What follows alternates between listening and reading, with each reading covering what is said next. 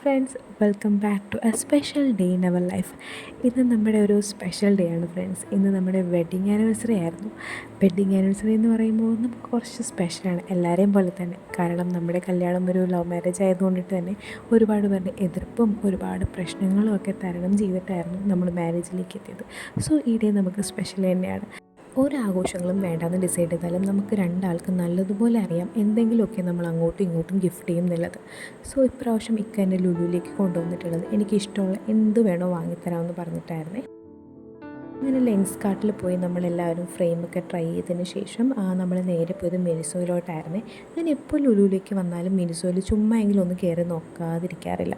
So ഇക്ക ഇവിടെ നിന്ന് എന്ത് വേണോ വാങ്ങിക്കോളാൻ പറഞ്ഞിട്ടുണ്ടായിരുന്നു. പക്ഷേ എനിക്ക് അത്രയും നീഡ്ഫുൾ ആയിട്ടുള്ള ഒന്നും ഇപ്പോൾ ഇല്ലല്ലോ. ഒരു ക്യൂട്ട്നെസ്സിനെ ബേസ് ചെയ്ത് മാത്രം വാങ്ങണ്ടല്ലോ എന്ന് വിചാരിച്ചിട്ട് ഞാൻ ഇവിടെ നിന്നും കൺഫ്യൂഷൻ അടിച്ചിട്ട് പിന്നെ നമ്മൾ നേരെ പോയത് ഫുഡ് കഴിക്കാനായിരുന്നു. ഇവിടെ ഇരുന്ന് നമ്മൾ അത്യാവശ്യം എന്ത് എടുക്കണം എന്നുള്ളൊരു ഫൈനൽ ഡിസിഷനിലേക്ക് എത്തിയതിന് ശേഷം ഫുഡൊക്കെ കഴിച്ചു.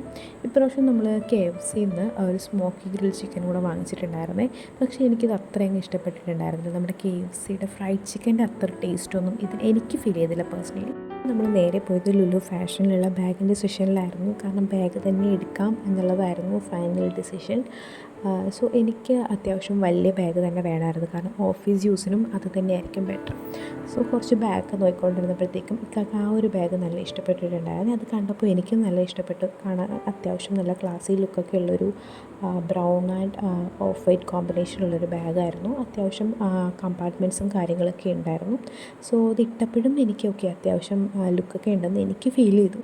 അങ്ങനെ ഞാനതും കൺഫേം ചെയ്തതിന് ശേഷം പിന്നെ നമ്മൾ നോക്കിയത് എനിക്ക് ഒക്കേഷണലി വെയർ ചെയ്യാൻ ഒരു പാർട്ടി വെയർ കുഞ്ഞ് ബാഗ് വേണമായിരുന്നു. പിന്നെ അതിലെനിക്ക് അധികം കൺഫ്യൂഷൻ അടിക്കാനൊന്നും ഇല്ലായിരുന്നു. കാരണം ഒക്കെ തന്നെ 2 ഓപ്ഷൻസ് കാണിച്ചു തന്നിട്ട് ഞാനതിൽ ആ വൈറ്റ് വൺ ചൂസ് ചെയ്തിട്ടുണ്ടായിരുന്നത്. സോ ഞാൻ ആ 2 ബാഗും പിക്ക് ചെയ്തതിന് ശേഷം ബില്ല് ചെയ്യാനായിട്ട് പോയി. ഇതായിരുന്നു കേട്ടോ എനിക്ക് ചൂസ് ചെയ്തിട്ടുണ്ടായിരുന്നത് 2 ഹാൻഡ് ബാഗ്, എൻ്റെ ആനിവേഴ്സറി ഗിഫ്റ്റ്. സോ അത് കഴിഞ്ഞപ്പോഴത്തേക്കും യുവാൻ എന്തൊക്കെ ഗിഫ്റ്റ് ഉണ്ടെങ്കിലും എന്തൊക്കെ ടോയ്സ് കണ്ടാലും അവന് ബബിളാണ് ഫേവറേറ്റ്. അത് വാങ്ങിക്കൊടുക്കാനുള്ള ഷോപ്പിംഗ് കഴിഞ്ഞതിന് ശേഷം അതൊക്കെ ബില്ല് ചെയ്തിട്ട് നമ്മൾ അവിടെ നിന്ന് ഇറങ്ങുമായിരുന്നേ. അത് കഴിഞ്ഞ് നമ്മൾ നേരെ വീട്ടിലേക്ക് പോയി. ഇതുപോലൊരു ഗിഫ്റ്റ് ഞാൻ എനിക്ക് സർപ്രൈസായിട്ട് കഴിഞ്ഞൊരു ദിവസം കൊടുത്തിട്ടുണ്ടായിരുന്നേ. അതെന്താണെന്നുള്ളത് ഞാൻ നെക്സ്റ്റ് വ്ളോഗിൽ അപ്ലോഡ് ചെയ്യാം. വീട്ടിലെത്തിയൊരു കേക്ക് കട്ട് ചെയ്തതിന് ശേഷം നമ്മുടെ ഈ ബ്യൂട്ടിഫുൾ ആനിവേഴ്സറി ഡേ നമ്മളിവിടെ എൻഡ് ചെയ്യുകയാണ്. So thank you for watching my video. Kindly subscribe my channel. By.